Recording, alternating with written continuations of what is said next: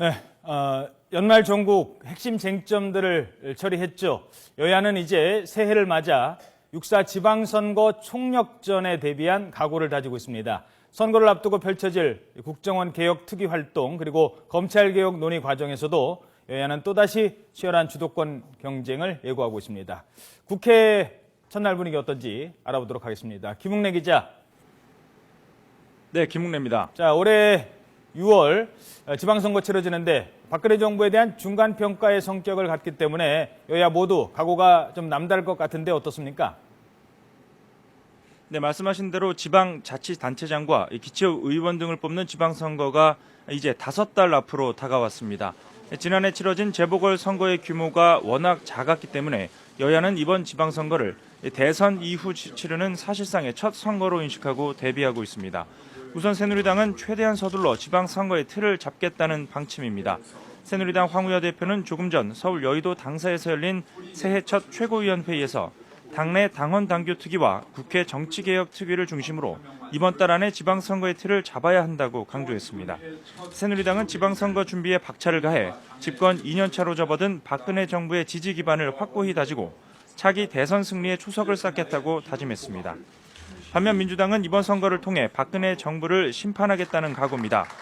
선거 승리를 통한 정권 견제로 제1야당의 위상을 회복하겠다는 민주당은 무엇보다 자기 변화를 강조하고 있습니다.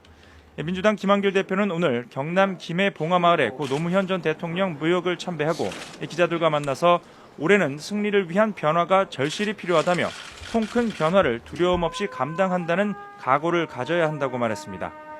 새해 들어서 각종 여론조사에서 높은 지지율을 보이고 있는 무소속 안철수 의원도 새로운 정치 세력으로서의 입지를 다지겠다는 각오입니다. 안 의원은 오늘 새정치추진위원회 회의에서 당장 눈앞에 있는 선거보다는 약속과 화해, 통합을 위해 애쓰는 정치를 하겠다며 기존 여야 정치권과 차이를 뒀습니다. 자, 그런가 하면 꼬일 대로 꼬였던 연말 전국이 일단락은 됐습니다만 아직 그 불씨가 좀 남아있는 것 같습니다. 당장 국정원 개혁 그리고 검찰 개혁 문제로 여야 간 공방이 예상되는데 어떻습니까? 네, 국회 국정원 개혁 특위는 연말 임시국회에서 가까스로 국정원 개혁 법안을 처리했습니다. 이제 국정원의 고유 기능 강화 방안이 논의될 차례인데 이에 대한 여야의 의견 차이가 워낙 크기 때문에 거센 공방이 예상되고 있습니다. 우선 새누리당은 국정원이 수사권을 전제로 휴대전화 감청을 할 수 있도록 하고 테러 예방과 사이버 공격에 신속하게 대응하기 위해 국정원이 사이버 안보를 총괄하는 역할까지 맡기는 방안을 추진한다는 계획입니다.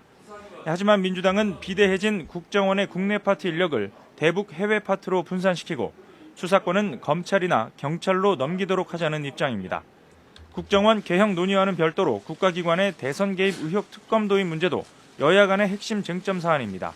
여야는 특검의 시기와 범위를 계속 논의하기로 합의했었지만 특검 자체에 대한 여야 인식이 워낙 달라서 극심한 진통이 예상됩니다. 이 밖에도 외국인 투자 촉진법을 처리하는 조건으로 여야가 합의한 검찰 개혁 문제도 변수입니다.